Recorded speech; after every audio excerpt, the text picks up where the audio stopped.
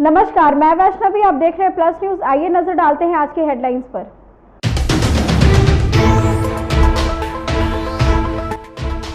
पटना के आरजेडी कार्यालय में महागठबंधन की संयुक्त प्रेस वार्ता हुई।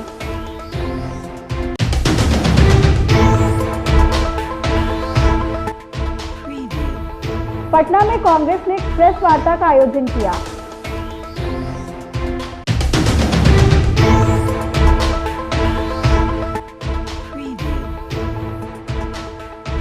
कांग्रेस प्रवक्ता राजेश राठौड़ ने एग्जिट पोल को लेकर अपना बयान दिया।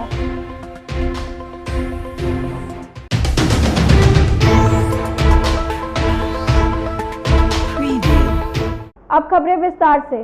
पटना के आरजेडी कार्यालय में महागठबंधन की संयुक्त प्रेस वार्ता हुई। प्रेस वार्ता में नेताओं ने एग्जिट पोल को लेकर खर्च का तमाशा बताया है। उन्होंने आरोप लगाया कि कुछ लोग एग्जिट पोल से करोड़ों की कमाई कर चुके हैं।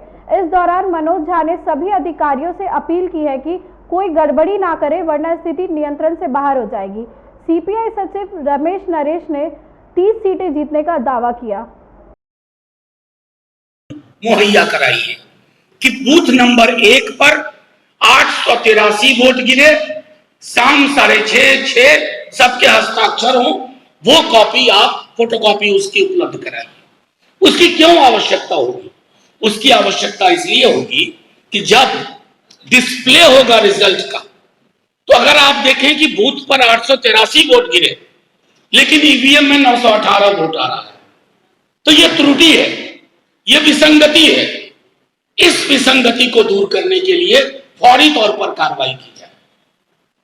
सील में कहीं भी अगर कंट्रोल यूनिट, बैलेट यूनिट की सील में कहीं कोई दिक्कत है, तो आप उम्मीदवार की बातों को ध्यान में रखते हुए तुरंत पहल कदमी लीजिए।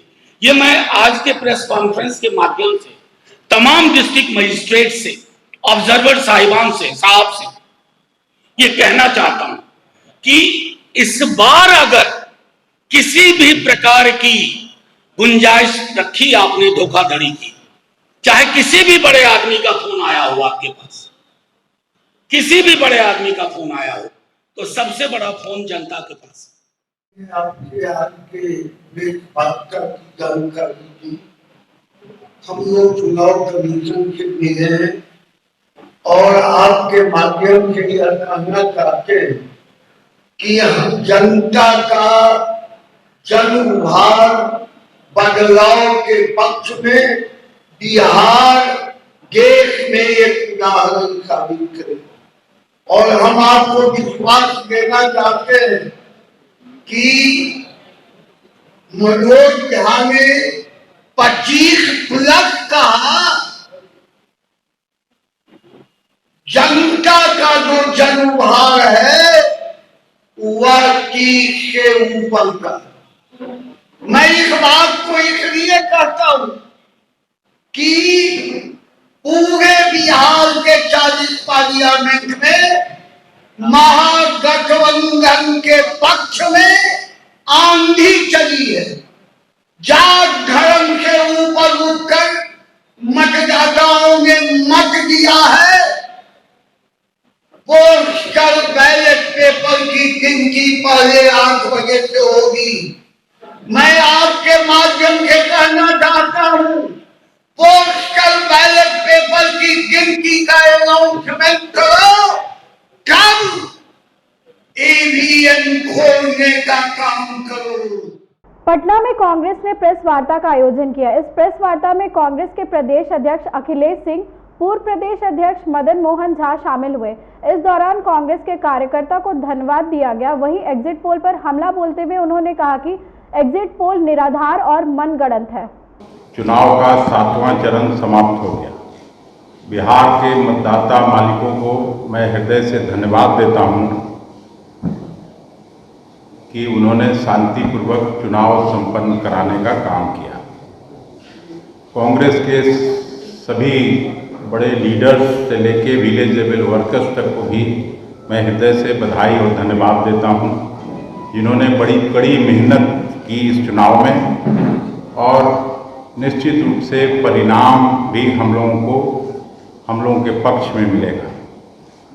1 तारीख की शाम को जो एग्जिट पोल आया वो बिल्कुल फॉल्स एंड फैब्रिकेटेड है।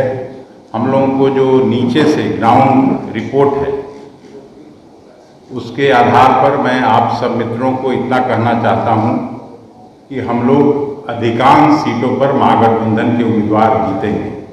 चाहे वो खगड़िया की सीट हो, सीपीएम लड़ी है, चाहे काराकाट की सीट हो जो माले लड़ी है, उस तरह से राष्ट्रीय जनता दल 1 दर्जन से ज़्यादा सीटों पर है आगे।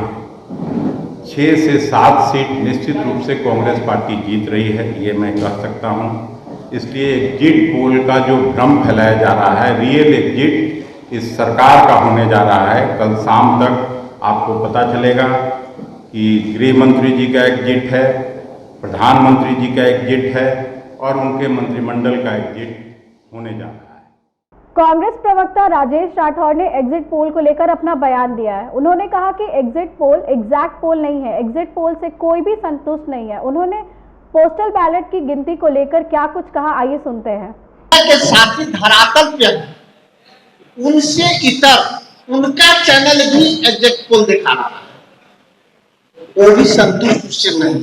दूसरा, कई बिंदुओं पर चुनाव आयोग से हम लोगों ने बात की है। एक प्रमुख बातें हैं कि पोस्टल बैलेट की गिनती कैसे होती है, नियम क्या है कि पहला 1 घंटा पोस्टल बैलेट की गिनती होती है। अगर वो पूरा नहीं हुआ तो ईवीएम और पोस्टल बैलेट की गिनती पैरेलल चलता है और तब तक वो जारी रहता है जब तक समाप्त न हो। लेकिन परंतु आखिरी राउंड के गिनती से पहले पोस्टल बैलेट की गिनती को समाप्त करना है। गड़बड़ी यही होती है। अगर ठीक ही बोला आदरणीय मनोज जी कि हम लोगों ने पोस्टल बैलेट की दर्ज को झेला है, किस प्रकार से पिछली बार कई प्रत्याशियों को हराया जिसमें शक्ति यादव जी है, तो इस बार प्रतिकार न केवल प्रत्याशी करेगा, देश की जनता भी करेगा, क्योंकि वोट देश की जनता ने नरेंद्र मोदी के खिलाफ दिया। हाल में राहुल गांधी ने एग्जिट पोल पर अपनी प्रतिक्रिया दी है। उन्होंने कहा कि इंडिया गठबंधन को 295 सीटें मिलने जा रही है। इस मामले में जन सुराज पदयात्रा के सूत्रधार प्रशांत किशोर ने अपना बयान दिया है।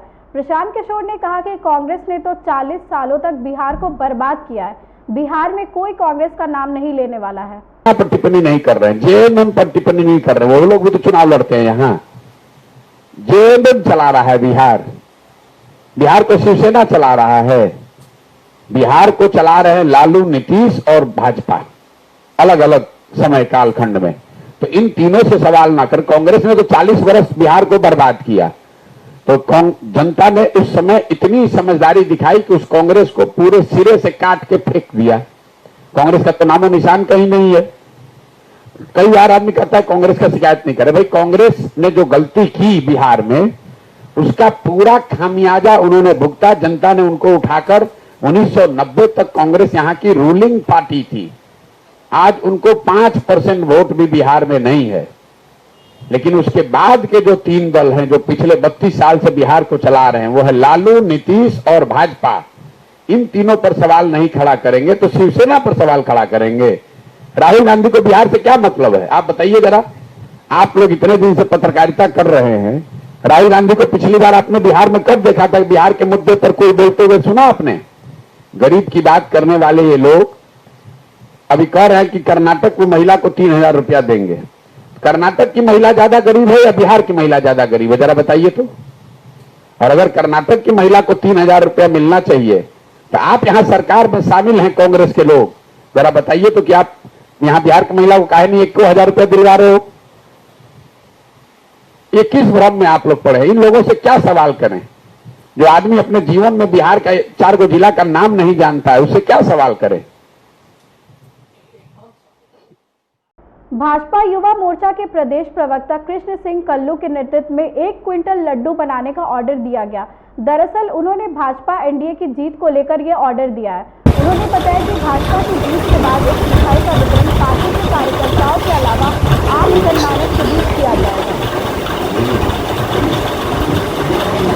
बताइए, आज लड्डू तैयार कर रहे हैं आप लोग। लोकसभा चुनाव के बाद एग्जिट पोल में पूरी तरीके से एनडीए की बहुमत दिखाई जा रही है।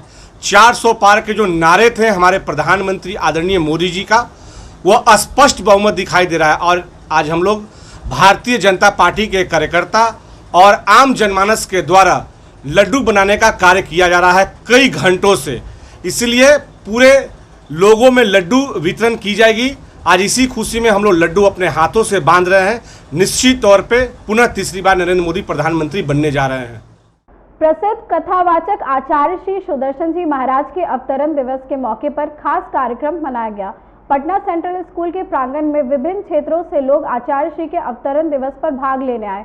उनके भक्तों ने एक शोभा यात्रा भी निकाली, जिसमें हजारों महिलाओं, पुरुषों और बच्चों ने ढोल नगाड़े बजाते हुए नगर भ्रमण किया। इस दौरान आचार्य श्री ने संदेश देते हुए कहा कि लोगों को समाज में भाईचारा प्रदान करना चाहिए और समाज में सुंदर वातावरण बनाए रखना चाहिए। इस अवसर पर स्कूल के बच्चों ने अनेक सांस्कृतिक कार्यक्रम को प्रस्तुत किया। समाज को उससे प्रेरणा मिलती हो, वही व्यक्ति अवतरित होता है और वही व्यक्ति समाज में श्रेष्ठ होता है। तो आज का जो दिवस है, इसके लिए जिन भक्तों ने, मेरे मित्रों ने, प्रियजनों ने जो आयोजन किया, मैं उनको बधाई देता हूँ।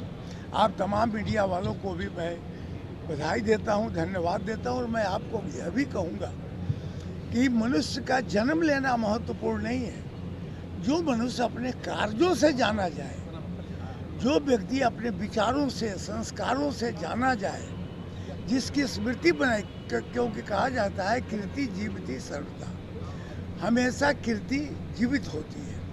तो ऐसी परिस्थिति में हम जीवित रहें, स्थायी रूप से जीवित रहें, यही हम लोगों की मंगल कामना और होना भी चाहिए। हम लोग तो संत लोग हैं, यही लोगों को कहते हैं कि तुम अच्छे कार्य करो।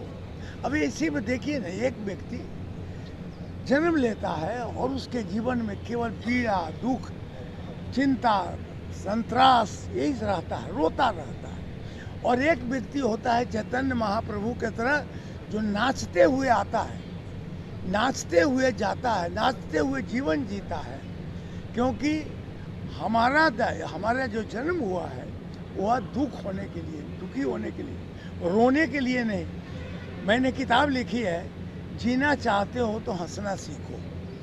अगर आपको यह विधि का ज्ञान हो जाए तो पटना सेंट्रल स्कूल और कृष्णा निकेतन के बच्चों को तो मैं प्रतिदिन यही बताता हूँ, हंसना सीखो। और इसीलिए मैंने विद्यालयों को कहा कि तनाव मुक्त वातावरण में स्कूल चलाओ, टेंशन फ्री जोन।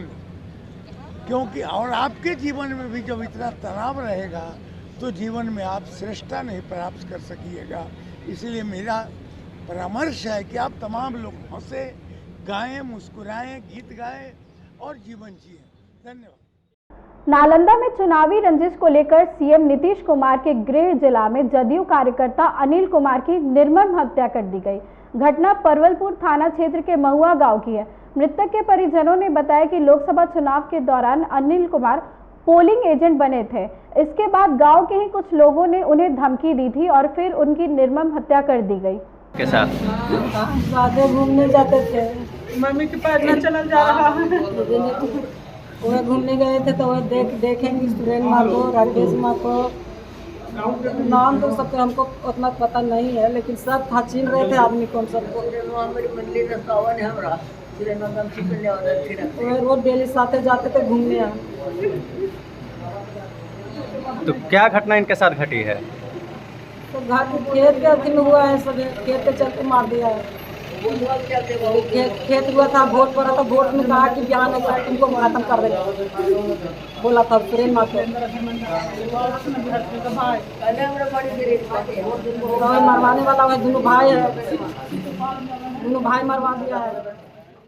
बिहार में अपराधियों का तांडव एक बार फिर से शुरू हो गया। दरअसल सारण जिले के रिविलगंज थाना क्षेत्र अंतर्गत कुछ व्यक्तियों ने जमीनी विवाद में सुरेंद्र सिंह नामक एक व्यक्ति को गोली मारकर घायल कर दिया। पुलिस प्रशासन से बेखौफ अपराधियों ने गोली मारकर वहां से फरार हो गए। पीड़ित सुरेंद्र सिंह को पीएमसीएच में भर्ती कराया गया है, जहां उनका इलाज चल रहा है। गोली की हमला हुई है, इसके पीछे क्या कारण है? जमीनी विवाद को लेकर के। हमलावर को आपने चेहरा देखा? क्या नाम है उसका? सोनी राय और कल्याण सिंह। कब की घटना है? कल सुबह 5:30 बजे। जब हमलावर आप पे हमला किए क्या बोल रहे थे वो? 3-4 आदमी गाली दे रहा था, एक आदमी आदेश दे रहा था शिवरंगा मार दो साले पे गोली काम तमाम कर, तब तक फायर हो गया। को जो गोली लगी है ये कब की घटना है? ये कल सुबह 5 बजे, 5-5:30 बजे। क्या आप वहाँ मौजूद थे? नहीं, वहाँ मौजूद नहीं। क्या नाम हुआ? आवाज़ सुनकर सब कोई वहाँ गया। क्या नाम हुआ आपका? मेरा नाम चिंटू सिंह। घटना के पीछे क्या कारण है? वो ज़मीन विवाद है। ज़मीनी विवाद, आपसी रंजिश के तहत जो है ज़मीनी विवाद के गोली चलाई गई। क्या थाना की तरफ से भी क्या कार्रवाई की गई? कोई कार्रवाई नहीं। थाना घटना के स्थल पे तुरंत पहुंची या नहीं? बाद में जब हम लोग छपरा से देखा कर, जब छपरा सदर हॉस्पिटल समय पर डॉक्टर पटना के लिए रेफर करते हैं, तब वो लोग वहाँ स्पॉट पर पहुँच जाते हैं। तत्कालीन आप लोगों ने थाना को इन्फॉर्म किया था? हाँ, वहाँ पे हम लोग सदर हॉस्पिटल में पहुँच कर वहाँ भगवान थाना को भी सूचना दिए थे, लेकिन वहाँ भी कोई नहीं है। कौन सा थाना पड़ता है? जैसे हम लोग करीबीगंज पड़ता है, लेकिन जो सदर हॉस्पिटल है वहाँ भगवान थाना पड़ता है। आज की खबरों में बस इतना ही। आगे की खबरों के लिए देखते रहें प्लस न्यूज़। मुझे दीजिए इजाजत। नमस्कार।